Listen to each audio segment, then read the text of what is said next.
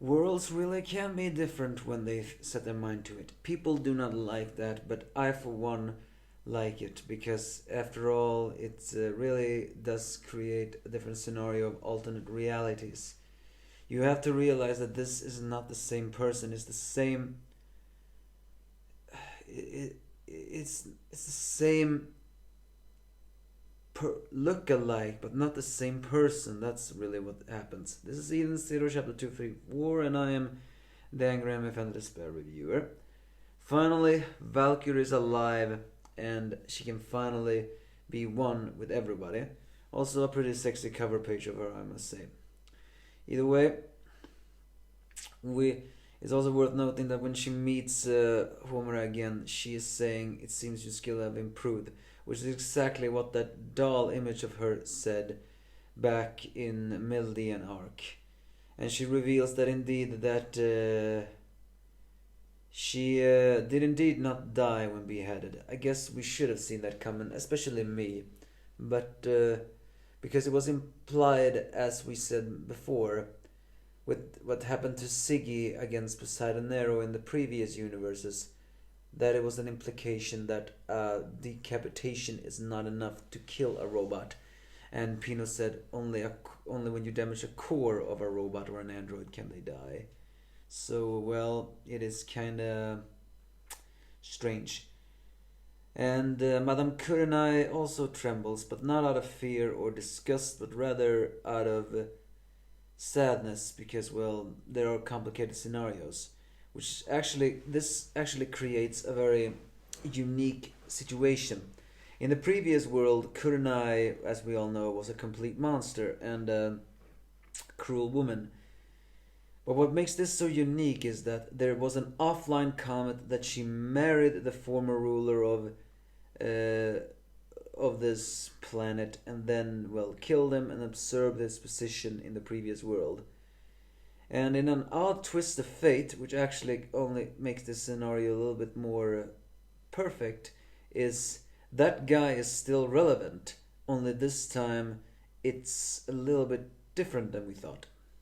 First of all, she sees Shiki and the gang, who are shocked, although of course Pino and Happy are happy. I mean, I'm happy too. And Valkyrie eventually recognizes that Shiki is, well, the baby Shiki. After all, she never saw him as a young adult. So, well, and Valkyrie does confirm that they don't die when they get beheaded, although it does hurt like hell. And here's maybe where the story may get a little bit like, what? But it turns out that Valkyrie was not repaired immediately after being decapitated. And in the previous world, Valkyrie left to find Madame Kurenai for Homura. But in this scenario, Homura left Odio because she had nothing to live for, so she tried to find her mother. So for the last, well, many years, she traveled alone. That's actually even sadder than the previous universes.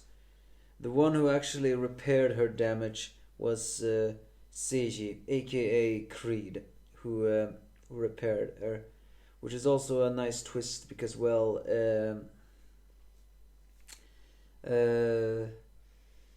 because that makes Creed a little bit more relevant, and it also shows that he is a good guy. So Valkyrie went to Xiao Mei, who told her to wait on Sanjuel. It was on Sanjuel that she met Madame Kurenai. And it's revealed that in this universe, Madame Kurenai didn't abandon Homura because she was disgusted by her or anything like that, but simply because here is where the universe crossroads gets a little bit more interesting. As I said before, in the previous universe, Madame Kurenai was a selfish, unrelenting, cruel monster who left her daughter and then married a man in Sanjuel that was the leader, then killed him and usurped his position. In this scenario, things are a little bit different. She came to Sanjuel as a migrant worker because she had lost her husband and lived a poor life. she wanted to return to Odio with earnings, but she caught the eye of the big shot on the planet, which is very likely the same man that she married in the previous universe too. So, so she was forced into a relationship with him, and Satellite Blaze is actually relevant in this scenario too. In the first one, it was Madame Kurnai's ultimate weapon. In this one, it was used to blackmail Kurnai to come to listen to this big shot. Otherwise, Udio and everything else would have been destroyed. So, Kurnai eventually tried to escape, but the man tried to create a battle. So, but instead of firing the laser of the Kurnai, he instead decided to create a war on Udio, which is actually how the War of Odio became this time. In the previous universe, it was just a war that happened. In this one, it turns out that Sun Jewel declared war against Odio. But he didn't want Odio to fall in the first place, because that may have been how otherwise Madame Kurnai would not return to him. Realizing that he was a dangerous man, Kurnai didn't object against her. That is until Valkyrie found her, told her what has happened, and knew that Satellite Blaze was in hand. And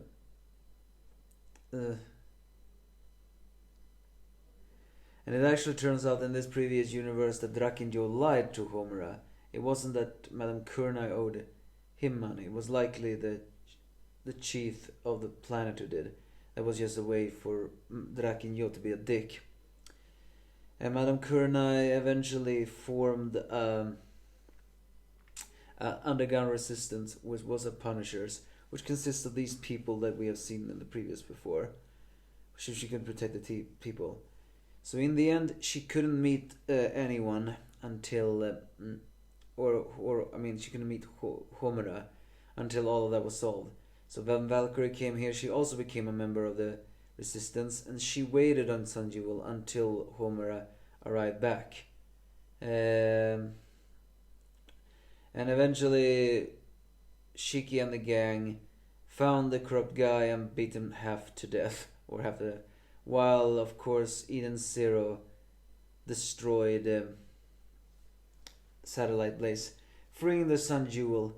And in a nice ad of, I want to say wrapping upping,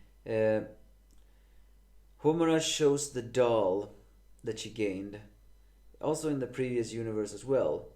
And in a heartwarming twist, Kurnai actually remembers when she gave Homura that doll. Because as we all know, Monster Kurnai, or should we just call her Evil Kurnai, just gave her that doll as an afterthought. Nothing to remember with. So with that, mother and daughter hug. And which gives actually Homura some closure in this universe too. Now with her memories back of the previous universe, this creates a nice twist. Yes, I know what you're trying to say. This is excruciating, and it feels kind of jarring after especially seeing an evil one. But again, this is not the same person. It's just the same appearance. And also, Homura has been through the ringer in her entire life, in the previous universes as well. So, giving this is actually a very nice closure to her situation. Now begs the question though, will Valkyrie and Homura join the Eden Zero together? Two Eden Zero swords? Well, I don't know. All I know is that Eden Zero's Valkyrie is alive. That's for me a very good thing. So yeah, this is a satisfying moment, and creates a nice endearing of seeing that corrupt guy that evil Kurnai married as well. Yes, shows that maybe in the previous universe, evil Kurnai was turned on by his violence. Either way, I like this conclusion, even if it's not the best dramatic one. But hey, we're getting the happy moments. So, it's just showing what if scenarios, so deal with it. Give me your faults if you have any.